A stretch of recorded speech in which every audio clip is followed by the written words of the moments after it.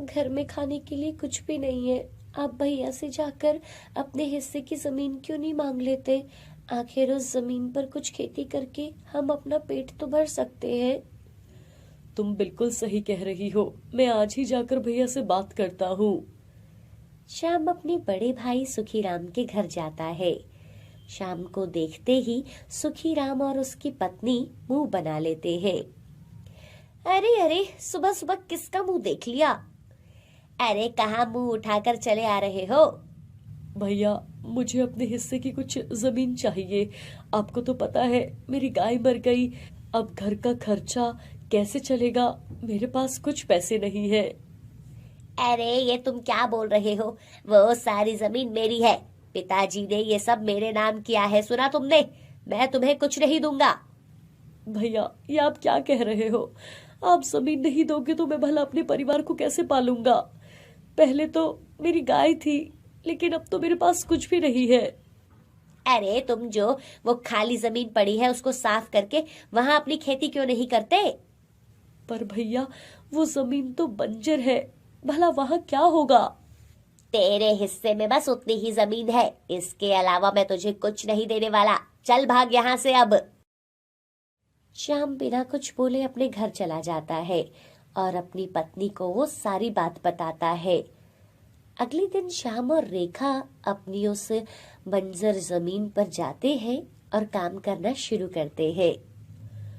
हे भगवान, ये जमीन में तो बहुत पत्थर है, और ये देखो, ये पत्थर की तरह कितनी सख्त भी है। भला इस पे खेती कैसे होगी? अब जो भी है यही है। दोनों खेत को फावड़े से खोदना शुरू करते हैं। शाम तक बस थोड़ी सी ही जमीन बना पाते हैं। ऐसे ही उन्हें खेत में करते हुए कुछ दिन हो गए थे और वो पूरी जमीन को खोद लेते हैं। एक दिन रेखा अपने कानों की बालियां उतारकर शाम को देती है। ये लो जी, इन्हें ना बेचकर कोई बीज ले आओ। खेत तो तैयार हो गया है, अब जल्दी इसमें बीज बो देंगे। रेखा, ऐसा करना ठीक होगा क्या? मुझे मालूम नहीं है कि इस बंजर भूमि में कुछ होगा भी या नहीं। आप चिंता मत कीजिए, बस भगवान पर भरोसा करो। श्याम रेखा के कान की बालियां लेकर बाजार जाता है और उन्हें बेचकर जो पैसे मिलते हैं उससे वो अच्छे बीज खरीद लेता है और घर के लिए कुछ राशन भी लाता है। अगले दिन दोनों मिलकर खेत में कुछ सब्जियों के बीज बोते हैं। कुछ दिन बीत जाने पर भी वहां एक भी बीज अंकुरित नहीं हुआ था। बीज बोए हुए 1 महीना हो गया है, अभी तक एक भी पौधा नहीं निकला। अब क्या होगा जी? और बीज लाने के लिए तो हमारे पास पैसे भी नहीं है। मैं भैया से कुछ मदद मांग लेता हूँ। उसी दिन श्याम अपने बड़े भाई सुखीराम के घर जाता है। अरे तुम यहाँ फिर मुंह उठाकर चले आए, क्या हुआ? भैया, मुझे कुछ पैसे उधार मिल सकते हैं? मुझे कुछ बीज लाने हैं। जैसे ही फसल तैयार होगी मैं आपके पैसे लौटा दूंगा। सुनो भाग्यवान, ये उस बंजर जमीन में फसल तैयार करके मुझे मेरे पैसे लौटाएगा। तुमने मुझे अपनी तरह पागल समझा है क्या? मैं तुम्हें एक पैसा नहीं देने वाला। आज के बाद यहाँ मुंह उठाकर मत आना। श्याम बहुत ज्यादा परेशान हो जाता है। उसे समझ नहीं आ रहा था कि वो अब क्या करेगा। श्याम चलते चलते एक नदी के किनारे आ जाता है और नदी में कूदकर सब खत्म करना चाहता था। बेटा, ये लो मेरा लोटा, नदी से थोड़ा जल भरकर दे दो। ये बूढ़ा शरीर अब किसी काम का नहीं रहा। श्याम बाबा से लोटा लेता है और नदी से पानी भरकर लाता है और बाबा को देता है। तुम्हारा बहुत बहुत धन्यवाद बेटा, अब तुम्हें कुछ तो देना पड़ेगा। बाबा अपनी झोली से एक पुड़िया निकालते हैं। ये लो बेटा, कुछ दिन जंगल में समाधि लगाकर बैठा था, वहीं पकी हुई शिमला मिर्च मिली थी, उसके बीज मैंने रख लिए थे। ये लो, इसे अपने खेत में बो देना, भगवान तुम्हारा भला करेंगे। शुक्रिया बाबा, आपको नहीं पता आपने मेरी कितनी बड़ी मदद की है। श्याम खुशी खुशी वो बीज लेकर अपने घर जाता है और अपने खेतों में बो देता है और उन्हें पानी डाल देता है। अगले दिन जब श्याम अपने खेत में जाता है तो वो अपना खेत देखकर हैरान हो जाता है। पूरे खेत में शिमला मिर्च के पौधे थे और सब पर शिमला मिर्च लगी थी। हे भगवान, ये कैसा चमत्कार है। भगवान, आपकी माया कोई नहीं जान सकता। श्याम खुशी खुशी अपने घर आता है। रेखा, जल्दी खेत में चलो, मुझे तुम्हें कुछ दिखाना है। अरे क्या हुआ, बताओ तो। श्याम रेखा को अपने साथ खेत में लेकर जाता है। रेखा जैसे ही खेत को देखती है तो उसे कुछ समझ नहीं आ रहा था। ये सब कैसे हुआ? इतनी सारी शिमला मिर्च हमारे खेत में।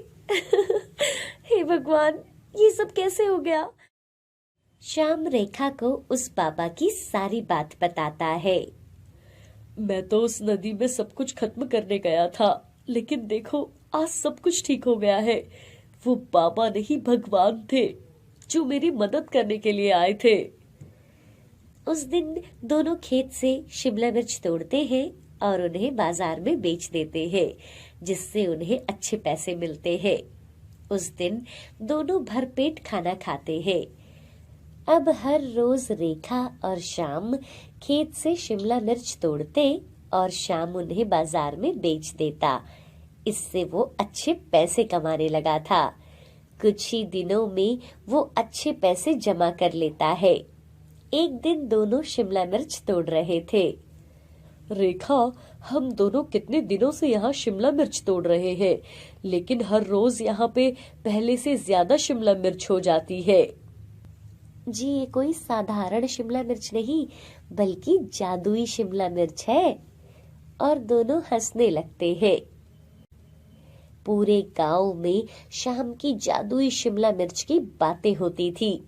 जब सुखीराम को इस बात का पता चलता है तो उसे बहुत गुस्सा आता है। बंजर जमीन से भला कितनी फसल उगा लेगा? मेरा मुकाबला कभी नहीं कर सकता। अब धीरे धीरे श्याम बहुत अमीर हो जाता है और सब लोगों की मदद भी करता था, जिससे गांव वाले उसकी खूब तारीफ करते और गांव में श्याम का बहुत नाम हो जाता है। बड़ा घर, बड़ी गाड़ी और गांव में बहुत सारी जमीन। श्याम से अब सुखीराम बहुत जलने लगा था। समय सबका बदलता है, इसलिए कभी भी किसी चीज का घमंड नहीं करना चाहिए।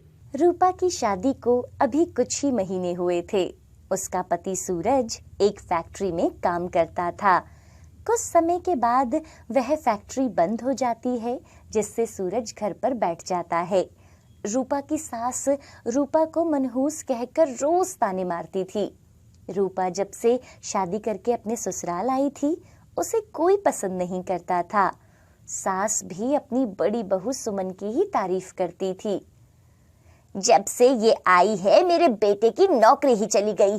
पता नहीं कौन सी मनहूस घड़ी में मैं इसे शादी करके घर लाई थी। माँ, तुम क्यों रूपा को भला बुरा कहती हो? इसमें इस बेचारी की क्या गलती है अगर फैक्ट्री बंद हो गई तो? तू चुप कर, इसी के गुणगान करता रहता है। इस मनहूस के लिए मुझसे जुबान लड़ा रहा है। रूपा अपने पति को चुप कराती है और बोलती है, आप मेरी वजह से माँ से क्यों बहस कर रहे हो? वो मेरी भी तो माँ है। अगर मुझे कुछ बोल भी दिया तो क्या हो गया? आप काम पर जाओ। सूरज अभी छोटा मोटा काम ढूंढ रहा था और जहाँ कहीं उसे कुछ काम मिलता वो कर लिया करता था। रूपा की जेठानी सुमन रूपा से घर का सारा काम करवाती थी। उसका पति अशोक शहर में एक बड़ी कंपनी में काम करता था। सूरज की नौकरी जाने के बाद सूरज की माँ अब अशोक और उसकी पत्नी की ही तारीफ करती थी। रूपा घर और खेत दोनों का ही सारा काम करती थी। रूपा खेत में शिमला मिर्च के बीज लगा रही थी, तभी उसकी जेठानी वहां आ जाती है। अब क्या लगा रही हो? दीदी देखो ना, मैंने शिमला मिर्च के बीज लगाए हैं। सबको शिमला मिर्च कितनी पसंद है, और वैसे भी सब्जियां इतनी महंगी हो गई हैं, बाजार से लेकर खाना तो बहुत मुश्किल है। अगर अच्छी फसल हुई तो 2 पैसे भी आ जाएंगे। तुम्हारे हाथ से लगी सब्जी तो सबने खा ली। ऐसा कहकर सुमन वहां से चली जाती है। इधर रूपा बीजों को पानी दे रही थी और वो घर आ जाती है। सुमन रूपा को बिल्कुल पसंद नहीं करती थी और उसके सारे काम बिगाड़ देती थी। कुछ दिनों के बाद रूपा अपने खेत में जाती है और देखती है कि शिमला मिर्च के बीज से छोटे छोटे पौधे निकल आए थे। रूपा खुशी से अपनी सास और जेठानी को बताती है, माँ जी, मैंने खेत में शिमला मिर्च के बीज बोए थे और अब उनके पौधे बन गए हैं। आज तक तो कोई काम तूने ठीक से नहीं किया, फिर ये कैसे कर दिया? रूपा अपनी सास के साथ खेत में जाती है तो वहां सारे पौधे ऊपर से टूटे हुए थे, मानो किसी ने ऊपर से सब पौधों को खा लिया हो। हे भगवान, ये सब क्या हो गया? कल तो यहाँ इतने अच्छे पौधे लगे थे, इनको किसने तोड़ दिया? तेरे हाथ ही ऐसे हैं। मैं भी कहाँ तेरी बातों में आकर पौधे देखने आ गई। भला तेरे जैसी मनहूस के हाथों से पौधे कैसे लग सकते थे? रूपा बहुत दुखी होती है और घर चली जाती है। अगले दिन वह घर से बाहर निकलती है तो देखती है कि घर के बाहर एक गाय बैठी थी। रूपा उस गाय के पास जाती है और वो गाय हाँफ रही थी। अरे, ये गाय यहाँ क्यों बैठी है और इतना क्यों हाँफ रही है? रूपा देखती है कि उसके पैर में चोट लगी थी। रूपा पानी की बाल्टी लाती है और उस गाय को पानी पिलाती है। तभी उसकी जेठानी सुमन भी वहां आ जाती है। इसको क्यों पानी पिला रही थी? यही तो है जिसने उस दिन तेरी सारी फसल खराब कर दी थी। अरे नहीं दीदी, ये बेचारी तो यहाँ बैठी थी। लगता है लोगों ने इसे बहुत मारा होगा। देखो ना, इसके पैर पर चोट भी आई है। अब तू इसकी चोट ठीक करेगी, है ना? देखना, कहीं तेरे हाथ का पानी पीकर ये मर ही ना जाए। ऐसा कहकर सुमन वहां से चली जाती है। माँ जी देखो, ये रूपा बाहर आवारा जानवरों को पानी पिला रही है। तभी ये जानवर ना रात को यहाँ आते हैं और सारी फसलों को खराब कर देते हैं। रूपा की सास बाहर आती है और रूपा को खूब भला बुरा सुनाती है। पता नहीं ये गवार कहाँ से मेरे गले पड़ गई है। हे गौ माता, अब तू यहाँ से चली जा, नहीं तो ये लोग तुझे मारने लगेंगे। तभी गाय पानी पीकर वहां से जा रही थी। रूपा की सास एक लंबा सा डंडा लेकर गाय को भगाने आती है। अरे माँ जी, आप कहाँ जा रही हो? वो बेचारी गाय तो चली भी गई, बस उसे पानी पीना था। पानी पीकर वो चली गई है। देख कितना गंद डालकर गई है। इस गोबर को अभी के अभी यहाँ से साफ कर। माँ जी आप जाइए, मैं इसे अभी उठा देती हूँ। रूपा एक टोकरी लाती है और उस गोबर को उठाकर उस टोकरी में डालती है। क्यों ना मैं इस गोबर को अपनी खराब हुए पौधों को डाल दूं? ये तो खाद ही है और पौधों के लिए ये अच्छी भी है। रूपा उस गोबर को सारे पौधों के नीचे थोड़ा थोड़ा डाल देती है। कुछ दिनों के बाद वो शिमला मिर्च के पौधे बिल्कुल हरे भरे हो जाते हैं और उनमें बहुत सारी शिमला मिर्च भी आ जाती है। हे भगवान, ये क्या चमत्कार है! ये शिमला मिर्च के पौधे इतनी जल्दी बड़े हो गए और इनको तो शिमला मिर्च भी लग गई है। मैंने तो कभी सोचा भी नहीं था कि अब ये पौधे तैयार हो पाएंगे। दीदी तो बोल रही थी जो फसल जानवर नष्ट कर देते हैं वो कभी नहीं हो पाती, लेकिन ये शिमला मिर्च तो बहुत अच्छी हो गई है। लगता है गाय का गोबर बहुत ही अच्छा होता है इनके लिए। रूपा घर जाती है और अपने पति और सास को सब बताती है। सुनो जी, आज आप काम पर मत जाओ, हमारे खेत में ना बहुत सारी शिमला मिर्च लगी है, आपको उन्हें तोड़कर मंडी में बेचकर आना चाहिए। क्या? शिमला मिर्च? तुम तो कुछ दिन पहले बोल रही थी कि वो सब बर्बाद हो गई है। हाँ, मैंने वो उसमें गोबर की ना खाद डाल दी थी, शायद उसी से सब पौधे हरे हो गए और उनमें बहुत सारी शिमला मिर्च भी आ गई है। रूपा और सूरज खेत में जाते हैं। सूरज जब खेत को देखता है तो वो बहुत खुश हो जाता है। अरे शिमला मिर्च तो बहुत अच्छी लगी है, सारे पौधे शिमला मिर्च से भरे पड़े हैं। वो दोनों मिलकर 5 टोकरियां भरकर शिमला मिर्च तोड़ लेते हैं। सूरज उन्हें मंडी में बेचकर आता है, जिसके बदले उसे अच्छे पैसे मिलते हैं। जब सुमन को इस बात का पता चलता है तो वो बहुत गुस्सा हो जाती है। सुमन रात को खेत में जाती है और शिमला मिर्च के पौधों को उखाड़ने के लिए जैसे ही वो खेत में जाती है तो एक बड़ी सी गाय उसके सामने आ जाती है और सुमन गाय को देख पीछे भागती है। हे भगवान, मैं मर गई, मुझे बचा लो। और सुमन सीधा अपने घर पहुंच जाती है। आज तो वो गाय मुझे मार ही देती, पता नहीं कहां से आ गई थी, कहीं से भी आई हो। आज जो काम करने में गई थी अब वो गाय ही करेगी। भगवान भी मेरी मदद कर रहे हैं इस मनहूस के काम को बिगाड़ने में। अगले दिन सूरज और रूपा फिर से टोकरियां लेकर खेत में जाते हैं। आज तक कुछ भी नहीं मिलेगा। रात को वहां इतनी बड़ी गाय जो आई थी उसने सारे पौधे खराब कर दिए होंगे। आई बड़ी पौधे लगाने वाली। हाँ। काफी देर हो गई थी। रूपा और सूरज अभी तक खेत से वापस नहीं आए थे। इधर सुमन घर में इनको दुखी देखने के लिए इंतजार कर रही थी। अब तक नहीं आए, लगता है वहीं दोनों बैठकर अपनी किस्मत के लिए रो रहे होंगे। हाँ, क्यों ना खेत में ही देखने चली जाऊं। वहीं जाती हूँ, उनको देखकर ही मेरे मन को तसल्ली मिलेगी। जैसे ही सुमन खेत में जाती है तो वो देखती है कि रूपा ने सारी टोकरियां शिमला मिर्च से भरी हुई रखी थी। सुमन तो ये देखकर हैरान थी कि एक भी पौधा खराब नहीं था, बल्कि शिमला मिर्चों से भरा पड़ा था। अरे दीदी, आप भी आ गए। ये ना मैंने अलग से कुछ सब्जी निकाल के रखी है, आप इन्हें घर ले जाओ, हम अभी थोड़ी देर में आते हैं। सुमन बिना कुछ बोले शिमला मिर्च लेकर वहां से चली जाती है। आज रात को देखना मैं क्या करती हूँ, कुछ भी नहीं छोड़ूंगी इसके खेत में। रात हो जाती है और सब घर वाले सो गए थे। सुमन हाथ में एक डंडा लेकर खेत में जाती है। अगर आज वो गाय वहां आई ना तो पहले तो उसे मारूंगी, बाद में उन सारे पौधों को तोड़ दूंगी। सुमन जैसे ही खेत में जाती है तो वो देखती है कि खेत में कोई गाय नहीं थी।